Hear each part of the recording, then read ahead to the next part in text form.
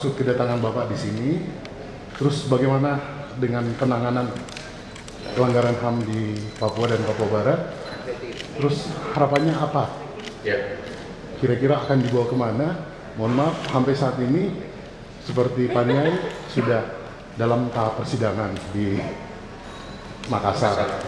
Terus kasus-kasus lain bagaimana?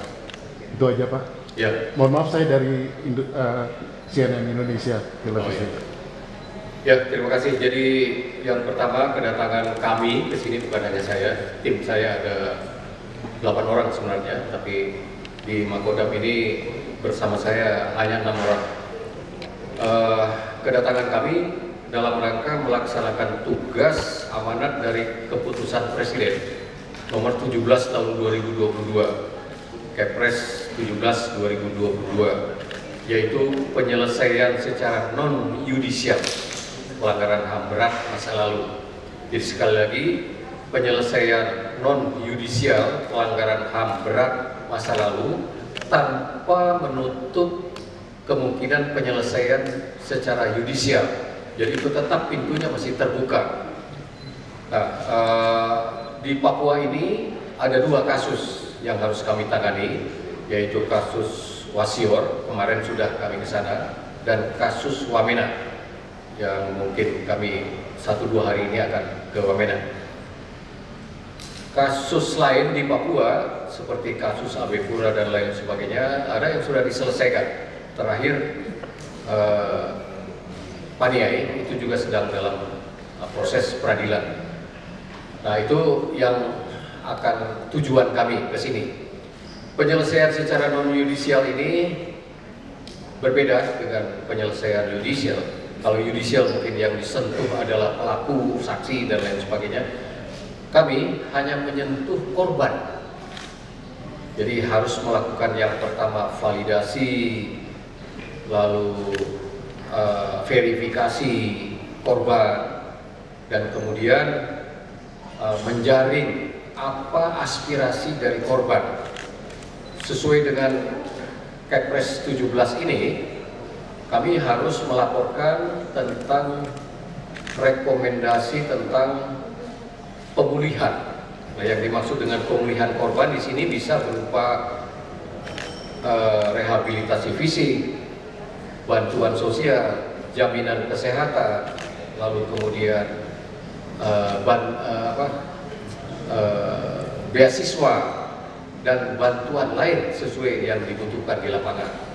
Nah, itu yang akan kami jaring. Kemarin dari Wasior sudah walaupun belum final, sebagian sudah masuk kepada kami, dan besok akan kami lakukan di Wamena. Kira-kira terjawab? Pak, boleh tahu kalau di Wasior mungkin sudah berapa korban yang Bapak dapat? Tadi Bapak bilang mengatakan setengah. Kira-kira berapa? Terus untuk di Wamena nanti kira-kira berapa? Ya, kami bekerja tidak dari awal, tapi berdasarkan laporan pelanggaran HAM berat masa lalu yang terjadi di Wasior dan Wamena dari Komnas HAM. Jadi Komnas HAM sudah menerbitkan laporan. Nah, dalam laporan Komnas HAM itu di Wasior ada 9 orang meninggal. 9 itu terdiri dari meninggal langsung dan yang 5 sisanya penghilangan, sampai sekarang belum ditemukan. Ada 36 yang mengalami penganiayaan. Ada itu dari Komnas HAM. Kemarin setelah kami ke lapangan ada tambahan 3 yang dari para korban, itu korban penganiayaan. Jadi itu aja, jadi 36 jadi 39. Korban meninggal yang lain-lain tidak ada. Itu tambahan dari Wasior. Saat ini masih kami verifikasi. Kami sudah membentuk tim di Wasior yang terdiri dari pemerintah daerah, TNI Polri, terus kemudian gereja dan lembaga adat untuk memverifikasi itu semua. Finalnya mungkin nanti kita harapkan sebelum berakhir bulan November sudah bisa kami terima di Jakarta. Gitu. Harapan Bapak untuk besok ke Wamena, Pak, harapannya Bapak? Ya, harapannya kami bisa melakukan verifikasi, validasi korban sesuai dengan yang kami lakukan di Wasior. Itu bisa dapat bantuan baik dari korban maupun dari aparat setempat dan juga dari aktivis hak asasi manusia. Harapannya itu. Dan harapan yang lebih besar, masalah pelanggaran HAM berat masa lalu ini bisa tertangani, terselesaikan dengan baik. Setidaknya apa yang disampaikan oleh pemerintah lewat jaminan-jaminan tadi, lewat pemulihan, upaya pemulihan, setidaknya bisa mengobati para korban. Dan harapan yang lebih besar adalah bisa terjadi kerukunan sosial di lingkungan masyarakat, dan tentu adalah persatuan bangsa dan negara ini bisa terwujud. Begitu. Terima kasih, Pak. Cukup? Cukup. Ya, terima kasih ya.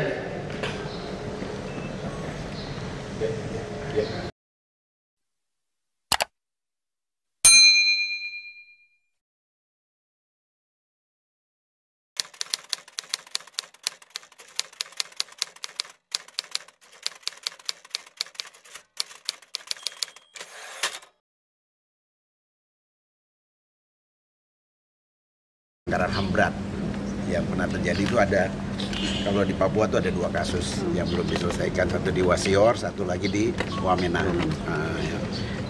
Kedatangan tim ini tujuannya adalah ingin melakukan upaya-upaya penyelesaian sesuai perintah Presiden dalam rangka penyelesaian secara non-yudisial, tetapi tidak menghilangkan aspek yudisialnya.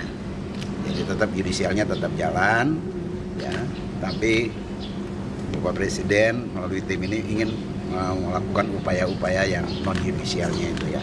Makanya tadi mereka akan ke Wamena untuk melakukan verifikasi khususnya korban. Jadi yang ditangani oleh tim ini nanti adalah korban-korban yang terdampak oleh peristiwa pelanggaran HAM tersebut. Ini tadi kita diskusi, saya tanya sebatas mana korban yang saat ini kan 2003, ya kan?